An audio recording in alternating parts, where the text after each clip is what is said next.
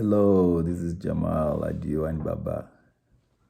Today is November 17th, 2023.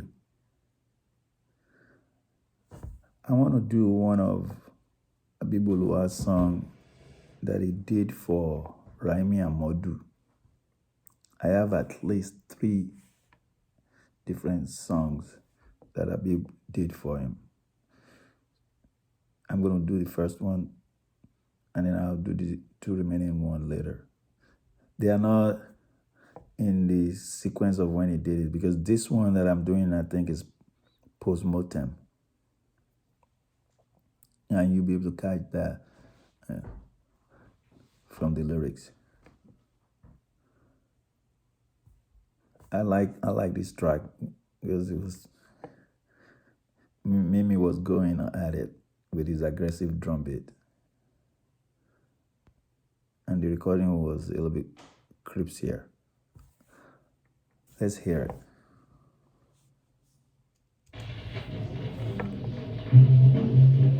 Right off the bat, Mimi. Má fọ̀run yọ̀ mí, gbogbo wa là ń lọ. Mọ́dù. Má fọ̀run yọ̀ mí, gbogbo wa là ń lọ. Raimi Amọdu.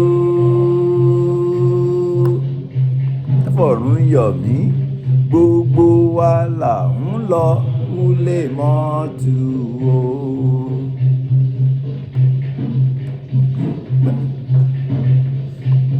Mama wọlé mọ́tù o.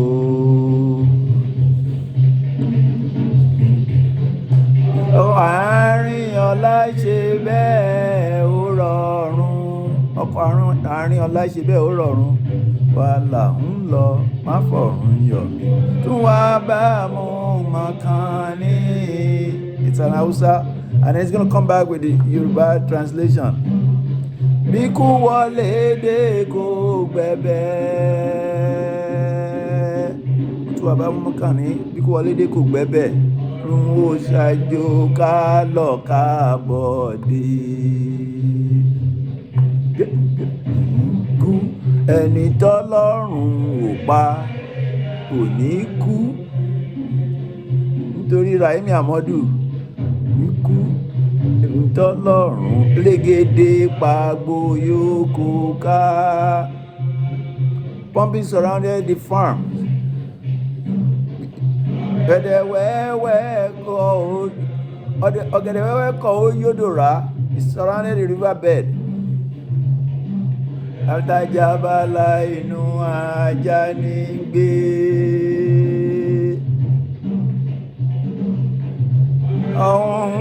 Ọ̀rọ̀ ọ̀hún inú ẹlẹ́dẹ̀ ni ó ra. Bíi ti ọ̀gẹ̀dẹ̀.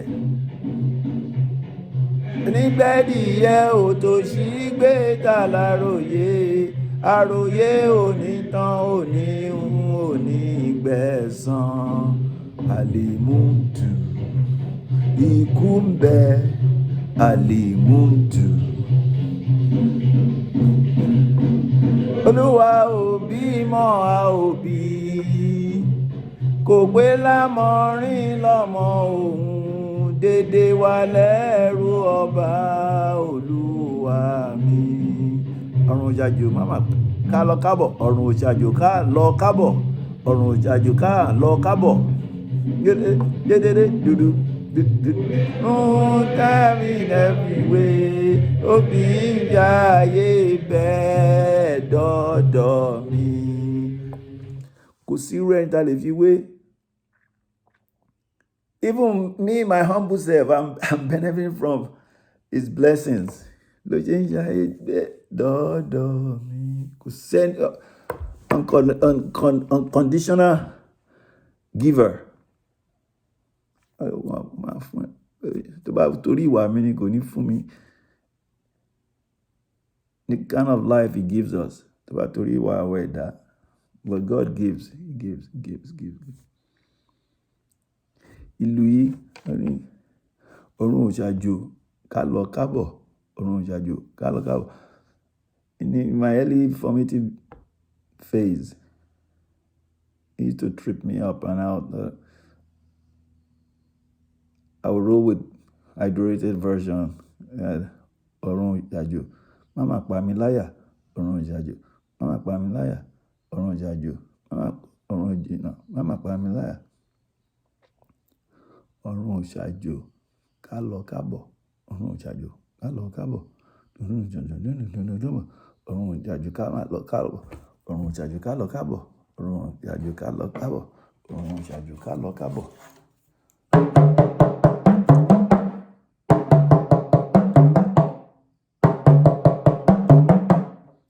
Ìṣàjò kalọkabọ. Sound like ọrun ìṣàjò má mà pa mí láyà, but ọrun ìṣàjò kalọkabọ ni. It's not somewhere you go and come back.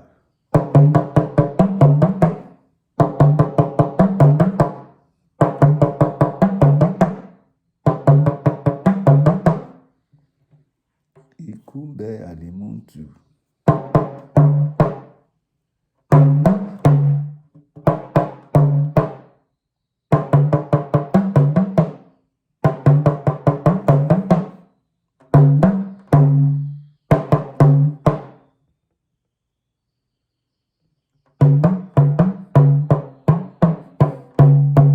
Ọlọ́run kò dẹ̀lẹ̀ fún ènìyàn rere.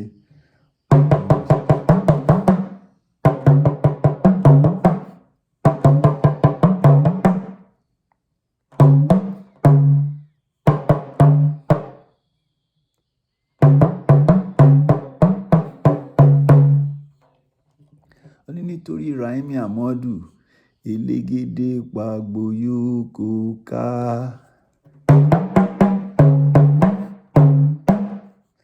Ọ̀gẹ̀dẹ̀ wẹ́wẹ́ kò yóò dóra.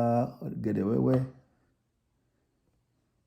young sprouting banana plants insisted on surrounding the waterbed. Ọ̀gẹ̀dẹ̀ wẹ́wẹ́ kò yóò dóra.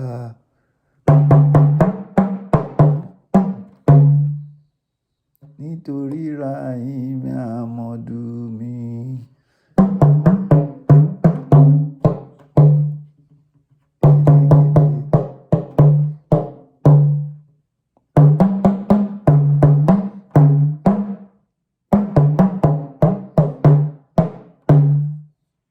Elégédé pagbo yóò ká.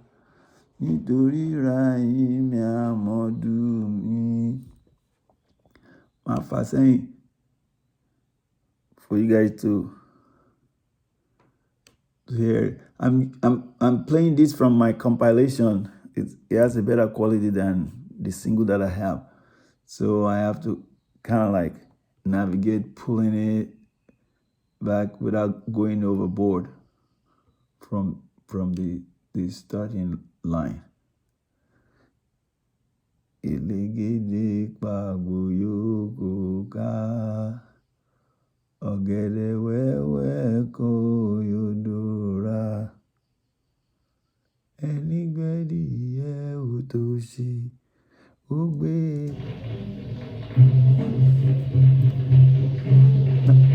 I'm staying with the drum now.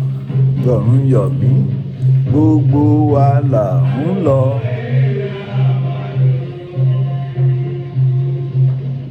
Má fọ̀run yọ̀ mí, gbogbo wa là ń lọ.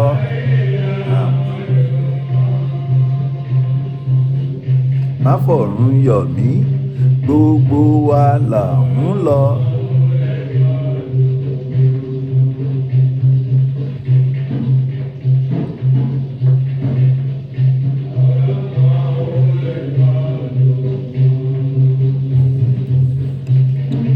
Àwọn dà, ìrẹ́ dà, bẹ́ẹ̀ ó ọ̀run yọ̀ mí, gbogbo wa là ń lọ. Má fọ̀run yọ̀ mí, wá bá mú mọ̀kàn ní.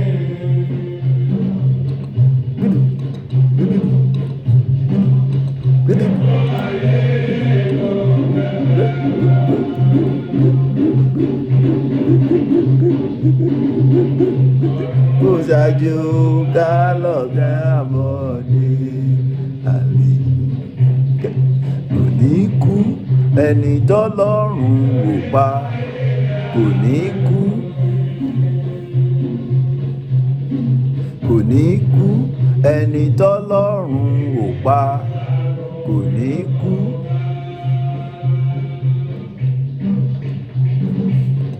Gidi, gidi, gidi, gidi, gidi, gidi, gidi,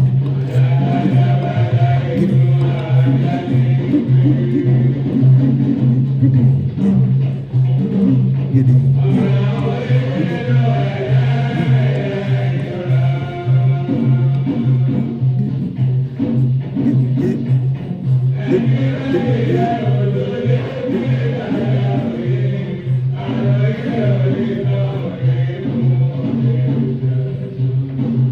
Alimutu ikú ń bẹ, alimutu.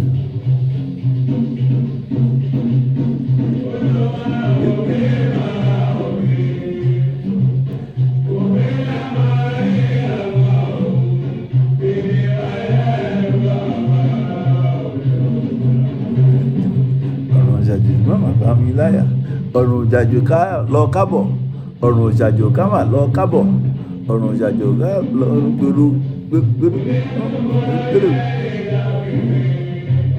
Níjà ibẹ̀ lọ́dọ̀ mi. Ọ̀run ìṣàjò ká lọ kábọ̀. So once in a while, the adorated version one will slip into my tongue. Ọ̀run ìṣàjò ká lọ kábọ̀ ni correct.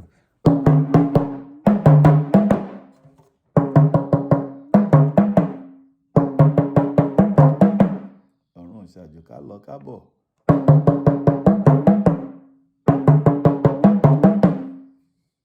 Ikú ń bẹ, alimutu.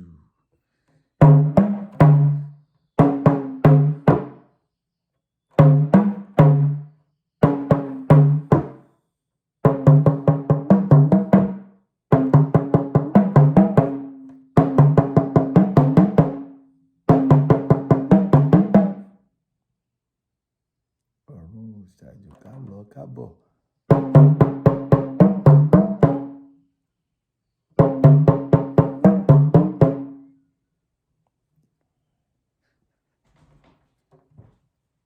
Do, re, mi, do ló máa end ẹ̀.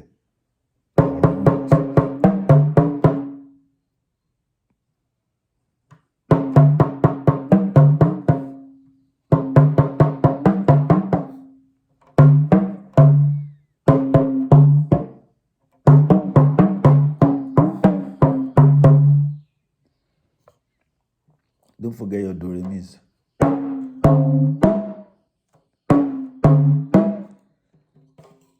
I'm going to keep going through my archives. When I find clean copy of the other two songs of Raimi Amọdu, I'm gonna record them too for you guys.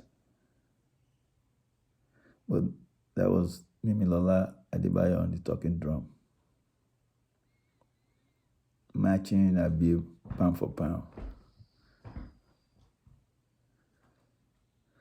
Raimi Amọdu, Orin Raimi Amọdu, àwòrọ́kọ̀ wúlé mọ́tù o, àwòrọ́kọ̀ wúlé mọ́tù o, ọkọ̀ àárín ọ̀la ṣe bẹ́ẹ̀ ó rọrùn, mo tó wà bá mú màkàní, bí kú wọlé dé kú gbẹ̀bẹ̀, ọ̀run ó ṣáájú kalọkabọ dé.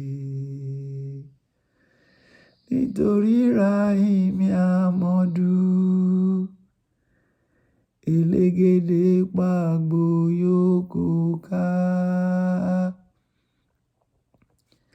ọ̀gẹ̀dẹ̀ wẹ́wẹ́ kan yóò dòra,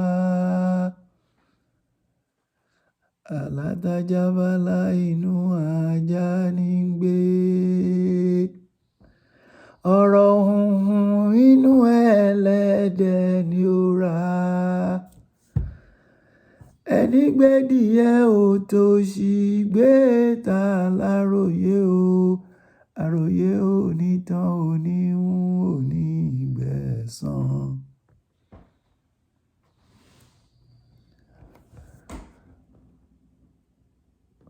Olúwa ò bímọ a ò bí, kò pé lámọrin lọ́mọ òun o, dede wa lẹ́rú ọba Olúwa mi.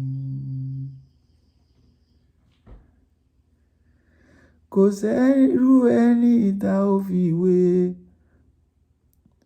ó sì ń ṣayé bẹ́ẹ̀ lọ dọ́dọ̀ mi. Ó ń ṣayé bẹ́ẹ̀ lọ dọ́dọ̀ tèmi náà. I benefited from his blessing. Leave comments. You guys remain blessed.